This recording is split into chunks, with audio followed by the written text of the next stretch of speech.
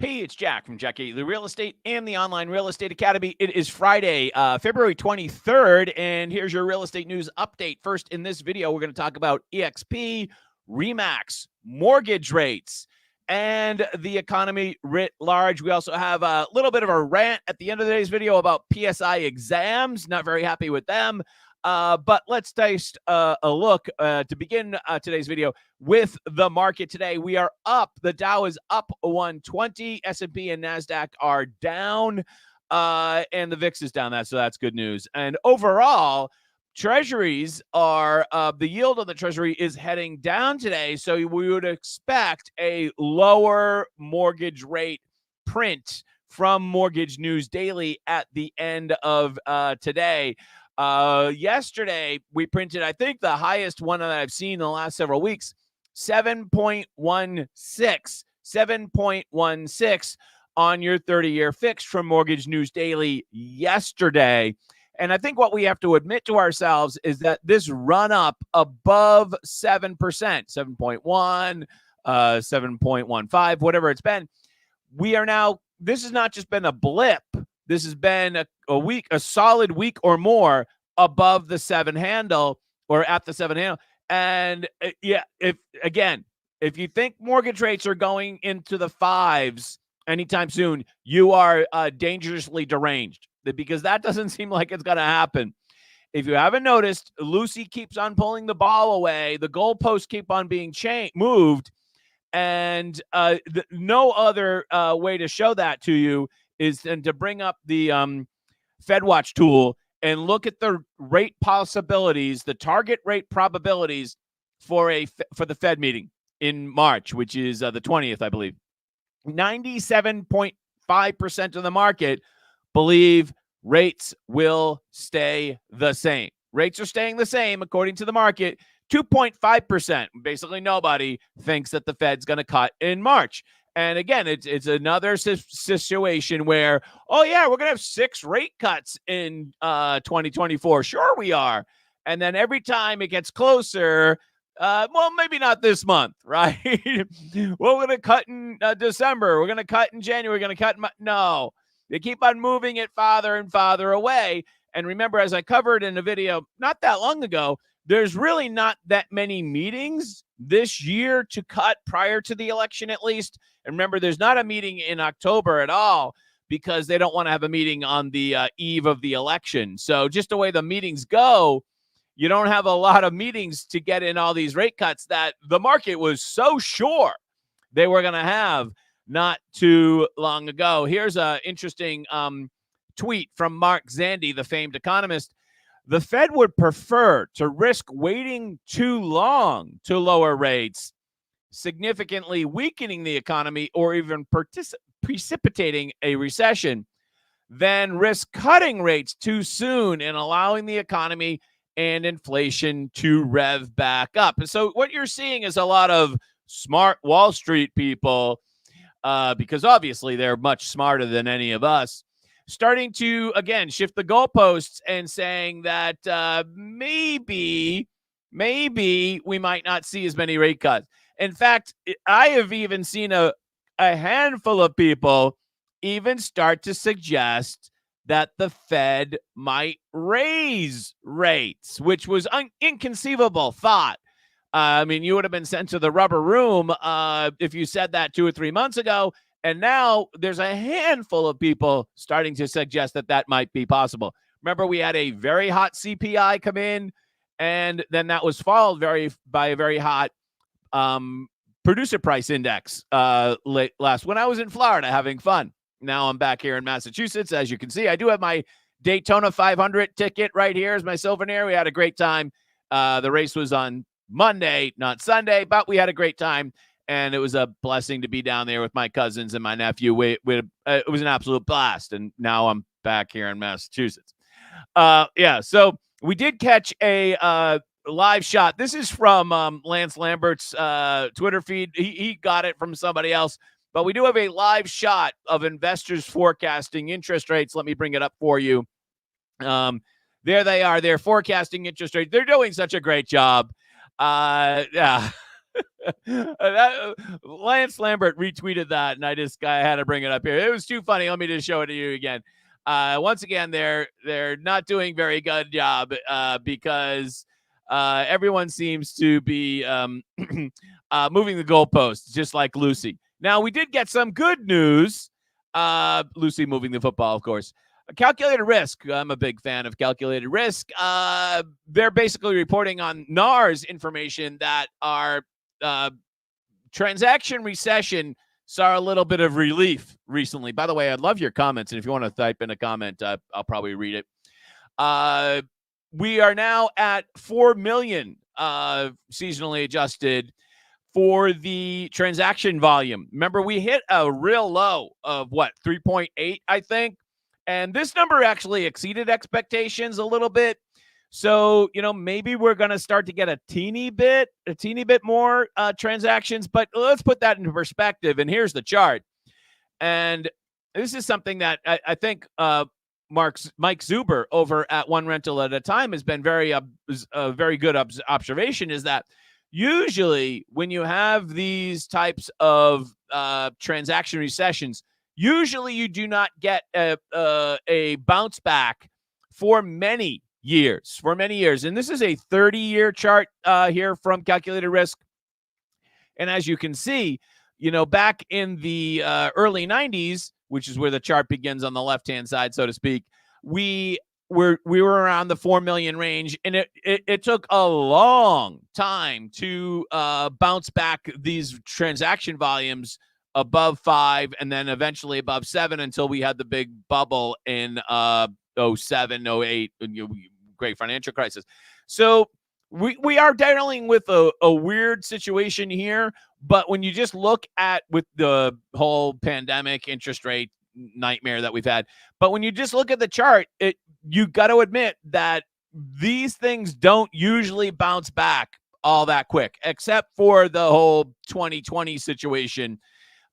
When we had the market, basically nobody sold anything, and then it all bounced back fairly quickly. That's the only time really that we've seen a heck of a lot of movement. So you kind of have to get used to a lower transaction environment. You got to get used to that. All right, I want to bring up this, and all credit, by the way, you've heard me mention this gentleman on the show before. And I've given credit to him before. Andrew, you occasionally hear me mention, thank you so much, Andrew, for providing this Wall Street Journal article or whatever. So Andrew Haney, I'm pretty sure that's how you pronounce it, is a graduate of our school and onlinerealestateacademy.com, shameless self-promotion, and also a friend of this channel and a friend of mine, I'm happy to say. And he was quoted. I missed this because I was in beautiful Florida, the free state of Florida. Let's see if we can bring this up here. He was actually quoted. There we go, right there. In the Department of Justice, no select letter of interest last week. So here he is, proud graduate of the Online Real Estate Academy, and I should bring up his website too, so that I can direct you to his Battery March Insider. Battery March Insider is where you want to go to connect with Andrew. Battery March Insider, and here's what he said. And the Department of Justice is using his words to say that the proposed settlement that MLS PIN had been in was not going to be good enough. So here it is here, and all credit once again to Andrew Haney for this quote in his article, MLS Blinks at the Battery March Insider. If the court approves the settlement, let me just highlight this here so I can really show it to you. Yeah, that's better. If the court approves the settlement, we expect that listing brokers will bury their notification requirement in the fine print.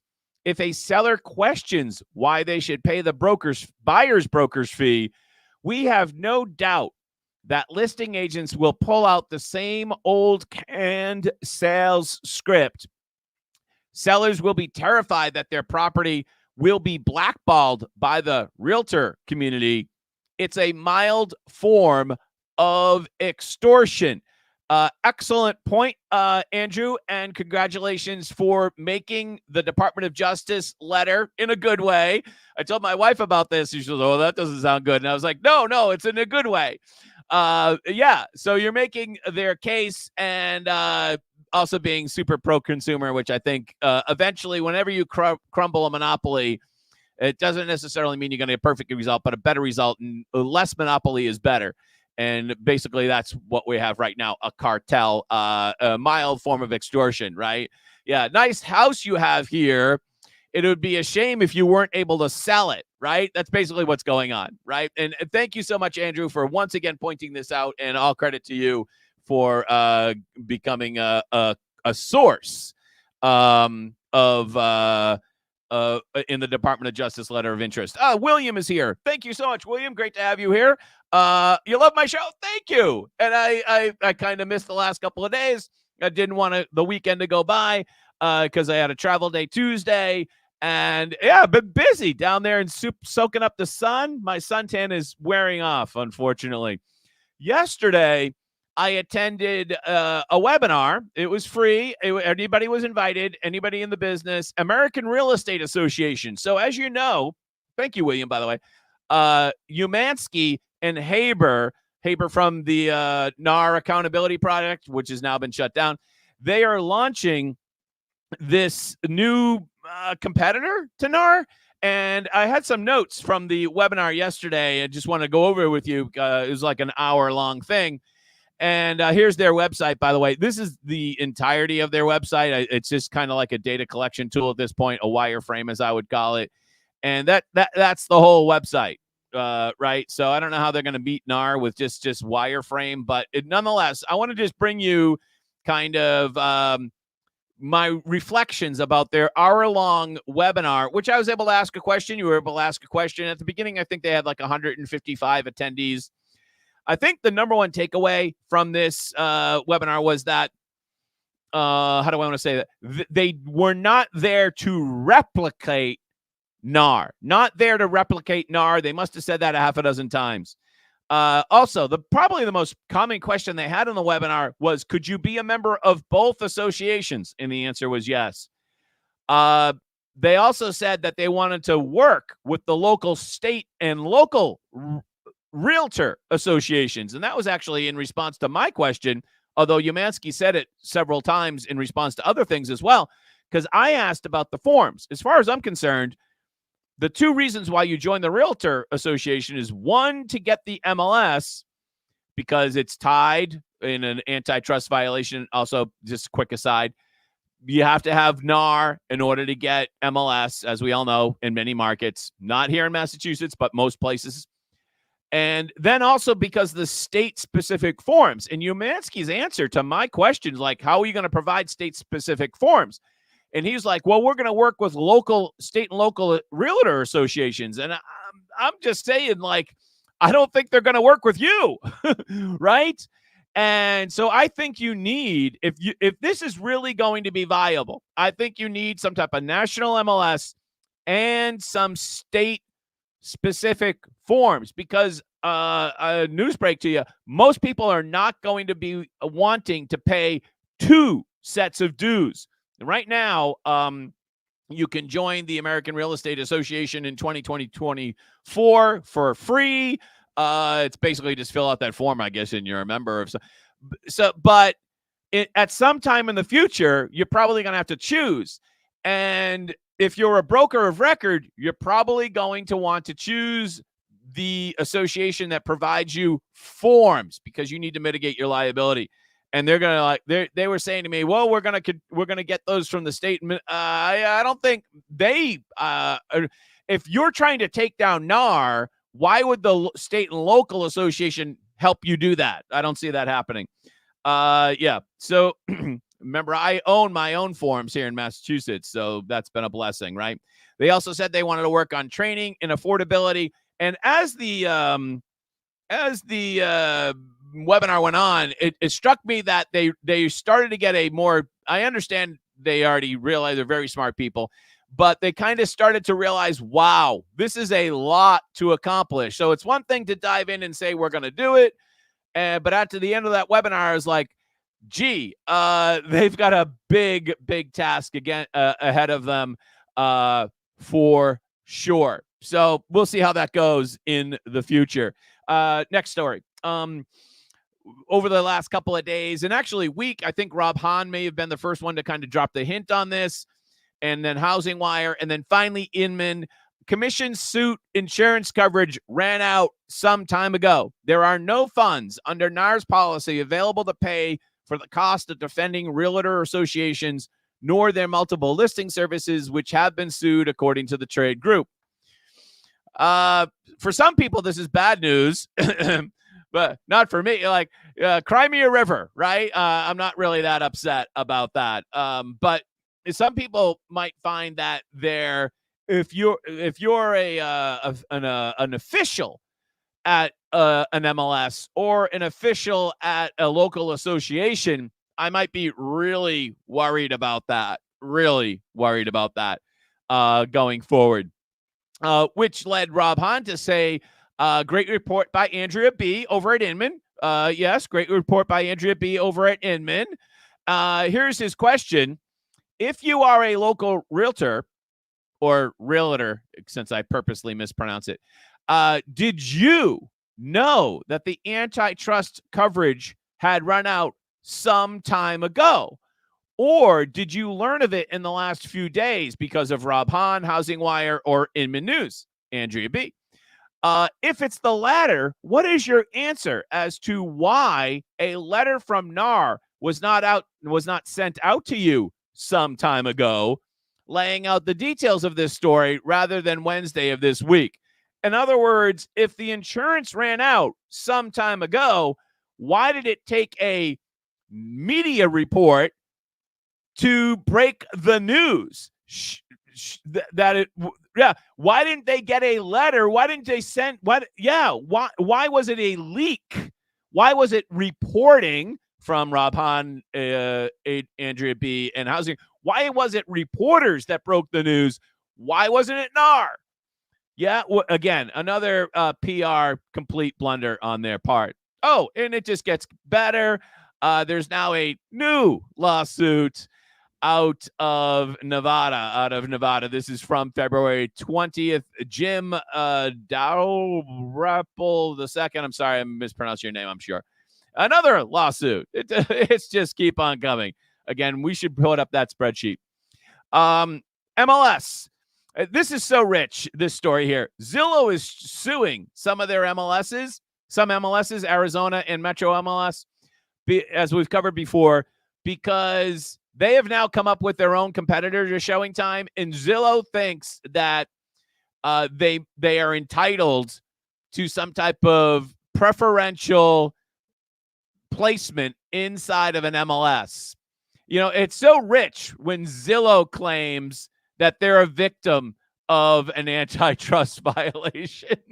Zillow, we're a victim. Yeah, okay, sure. Remax, for you Remax people out there, Nick Bailey has left the building. Exits. Why don't they just say fires? He exits. As company revenue falls again, I think it was 6 quarters in a row that Remax revenue is down. Let's scroll down here from Taylor Anderson over at Inman. He has been replaced. President and CEO Nick Bailey has been replaced as the head of the franchisor after revenue fell for the 6th consecutive quarter.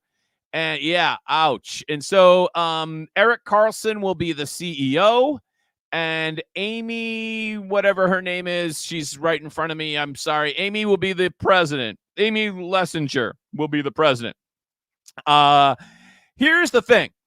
When you look at these details here, executive change came as Remax announced that revenue fell 5.2% in the fourth quarter compared with the same time the year before.